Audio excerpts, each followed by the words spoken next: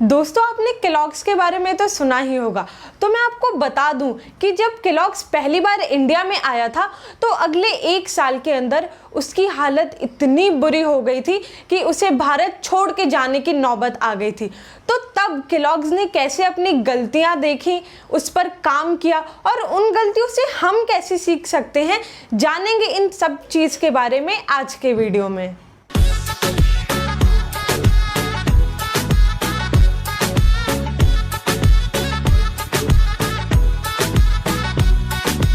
नमस्कार दोस्तों, आज मैं स्वाति मिश्रा आप सबसे इस बारे में बात करूंगी कि क्या थी वो केलॉग्स की 4 गलतियां। तो दोस्तों, कहानी शुरू होती है 1980 के दशक से। 1980 के दशक में Kellogg's ready to eat breakfast के सेगमेंट में 40% से ज़्यादा का मार्केट शेयर डोमिनेट करता था। उस समय दोस्तों इसकी सेल्स ईयरली $6 बिलियन से ज़्यादा की थी। इन्होंने हर कंट्री में अपने प्लांट लगाने शुरू कर दिए थे। इनकी बहुत तेज़ी से बिक्री बढ़ते जा रही थी। फिर आया साल 1994 का। 1994 में केलॉग्स ने इंडिया में अपना पहला कदम रखा।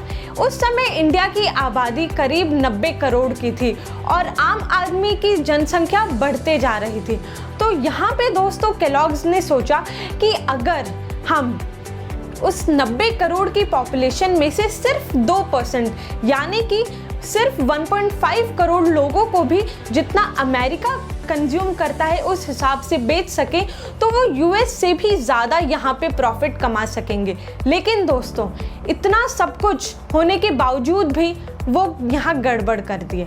उन्होंने $65 बिलियन इन्वेस्ट किए इंडिया में सिर्फ अपने 3 प्रोडक्ट लॉन्च करने के लिए, बासमती राइस फ्लेक्स, कॉर्नफ्लेक्स और व्हीट फ्लेक्स।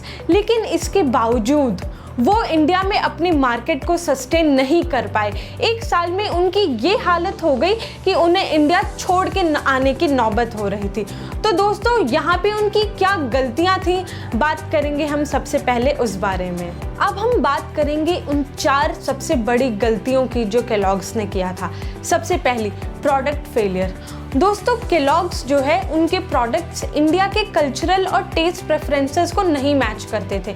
दूसरे देशों की तरह इंडिया में ऐसा सेम नहीं था। यहाँ हर 100 किलोमीटर पे लोगों के नाश्ते करने की आदतें बदलती थी। कहीं नॉर्थ में पराठा कचौड़ी से लेके पोहा जलेबी, तो साउथ में वहीं इडली डोसा खाया जाता था। तो इस तरीके से वो मैच नहीं कर रही थी। और जैसे दोस्तों आप मूवीज़ में देखते होंगे, फॉरेन कंट्रीज़ में लोग फ्रिज से दूध निकाले, उसमें कॉर्नफ्लेक्स डाला और खा लिए। लेकिन दोस्तों इंडिया में तो ऐसा होता नहीं है। यहाँ जब तक लोग एकदम दूध को उबाल के उसमें चीनी डाल के फिर उसमें कॉर्नफ्लेक्स डाल के ना खाएं तो मज़ा कैसा। बट वैसा करने से जो फ्लेक्स है वो एकदम गल जाते थे। तो ये जो है केलॉग्स की सबसे बड़ी गलती थी जब उसने अपना प्रोडक्ट इंटरनेशनलाइजेशन फॉरेन लैंड पे करने की कोशिश की थी। दूसरी सबसे बड़ी गलती थी प्राइस फेलियर।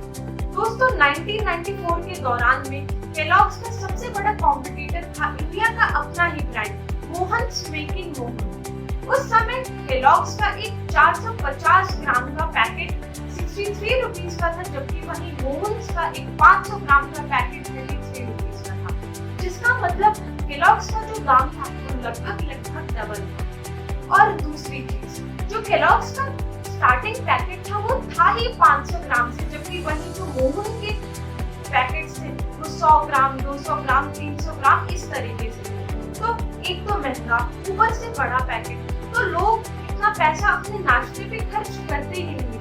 तो केलॉग्स के साथ जो सबसे बड़ी चीज हुई वो ये थी कि जो भी उसके कस्टमर्स आते थे वो रिटेन ही नहीं हो पाते थे। तीसरी सबसे बड़ी गलती थी प्लेस फेलियर। दोस्तों केलॉग्स जो है वो बेसिकली मेट्रो सिटीज में अपने आप को कंसंट्रेट किया था। उसने इस बात को इग्नोर कर दिया था कि जो इंडिया की आधा से ज़्यादा पॉपुलेशन है वो आम आदमी की है। अब आम जनता जो है वो कॉर्नफ्लेक्स लेना है अपने घर के सामने किराने की दुकान से ले लेगा, किसी दूर दराज की महंगी दुकानों से क्यों लेगा। तो इस चक्कर में जो केलॉग्स है यहाँ पे वो बहुत बड़ी मात खा गया था। चौथी सबसे बड़ी गलती थी प्रमोशन फेलियर। दोस्तों केलॉग्स ने अपने आप को हेल्दी प्रोडक्ट बताया और इंडियन ब्रेकफास्ट को बोला कि ये हेल्दी नहीं होता है। जो उनका मेन कंसेप्ट था फन एंड टेस्ट, ये उससे हटके हेल्दी प्रोडक्ट में आ गए थे। उनकी सबसे बड़ी गलती ये थी कि वो अपने नाश्ते को इंडियन ब्रेकफास्ट की जगह सब्स्टिट्यूट करना चाह रहे थे। मतलब कि आप अपना जो आप हर दिन नाश्ता खाते हो आप वो मत खाओ, आप हमारा प्रोडक्ट कंज्यूम करो। अब दोस्तों यहाँ पे बात ये हुई कि अब हमें तो पता ही, हम इंडियंस नाश्ते में पराठा, इडली, डोसा, कचौड़ी ये सब चीज़ें खाते हैं, इनसे हमारा पेट भरता है, जबकि वहीं केलॉग्स, कॉर्नफ्लेक्स वगैरह खा के हमारा पेट नहीं भरता था। और हम भारतीयों की तो आदत है गरम और मसालेदार खाना खाने की, और यहीं पे ये ठंडा दूध और उसमें कॉर्नफ्लेक्स डाल के खाना, ये तो वही बात हुई कि हमें हमारे ही कल्चर से दूर किया जा रहा है। तो इस तरीके से केलॉग्स ने अपने आप का जो एडवर्टाइजमेंट है वो सही तरीके से नहीं किया था। अब जब केलॉग्स ने अपनी गलतियां जानी कि उनकी क्या गलतियां थी, तो उन्होंने उस पर काम किया और दोबारा से भारत में वापसी की। तो अब हम बात करेंगे कि उनकी रिटर्न स्ट्रैटेजीज क्या थी।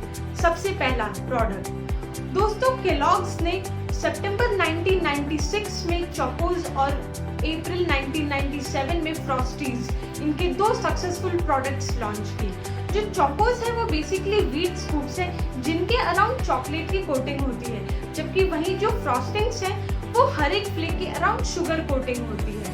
इसके अलावा दोस्तों उन्होंने अगस्त 1998 में अपनी मज़ा सीरीज लॉन्च की। दोस्तों ये वही crunchy almond shaped serial breakfast है जो हम आज खाते हैं। तो उस दौरान इन्होंने 3 फ्लेवर्स एक्सक्लूसिवली रिलीज किए, जो थे रोज, मैंगो इलायची और कोकोनट केसर। और दोस्तों इसकी सबसे बड़ी बात ये थी कि ये उबलते हुए दूध में भी गलता नहीं था, एकदम अच्छे से खाया जा सकता था।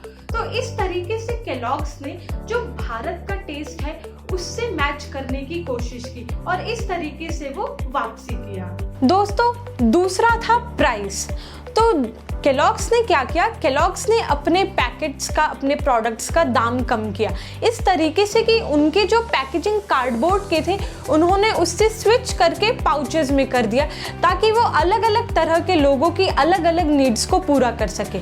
दूसरी चीज़, केलॉग्स का जो मेन कैच था वो था उनका 500 ग्राम का फैमिली पैक, जिसका दाम उन्होंने 20% तक कम किया। और उसके अलावा दोस्तों इन्होंने अपना मज़ा सीरीज़ के 60 ग्राम का 60 ग्राम के पाउचेस निकाले, जो इंडिया के काफ़ी बड़ी पॉपुलेशन को अट्रैक्ट किए थे। फिर दोस्तों तीसरा आता है प्लेस। केलॉग्स ने अपने आप को नेशनली एक्सपैंड किया, वो उनके प्रोडक्ट्स को 60 शहरों तक फैलाए। इसके अलावा क्योंकि उन्हें अब पता था कि जो इंडिया की आधा से ज़्यादा पॉपुलेशन है वो टियर 2 सिटीज़ और गांव में बसती है, तो इसलिए उन्होंने एकदम छोटी छोटी किरानों की दुकानों तक अपने प्रोडक्ट्स को पहुंचाया और कम दामों में। तो इससे क्या हुआ, लोगों के पास वैरायटी थी, दाम कम, पाउचेस भी अलग अलग साइजेस की, तो इससे जो उनकी बिक्री है वो और ज़्यादा बढ़ गई और जो कि इसका उन्हें बहुत ज़्यादा फायदा हुआ। चौथा आता है प्रमोशन। केलॉग्स ने पहले जो अपना जब प्रमोशन किया था तो वो अपने आप को as a healthy and nutritious product बताते, जो कि इनडायरेक्टली इंडियंस को एक गलत मैसेज दे रहा था। पर अब की बार उन्होंने क्या किया, उन्होंने अपने आप को एज अ फन ब्रांड बताया और जो उनके ऊपर टैग लगा था एज अ प्रीमियम ब्रांड उसे हटाया।